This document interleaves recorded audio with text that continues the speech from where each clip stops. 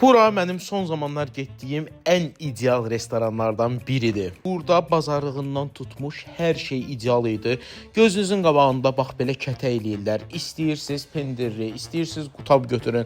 Hər birinin dadı möhtəşəm idi. Kərə və quyruq yağı qarışımında belə bir nal quzu təqdim olunmuşdu. Yenə də deyirəm, mənə görə quzunun ən ideal halı manqalda bişmişdi.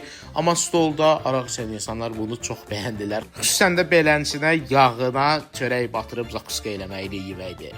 Buranın ən məşhur yeməyi bu çəpiş kotletidir ki, dadı Elnur müəllim demişkən Nicdi Miniamamadır. Daha kebablarından danışmıram. Quzu, incə, döymə lülələri sadəcə olaraq dəli bir şeydir. Lavaşlarını, çörəklərini, hər şeyi özləri hazırlayır. Deyirəm də sizə, burada pis olan bir dənə şey tapmaq olmaz.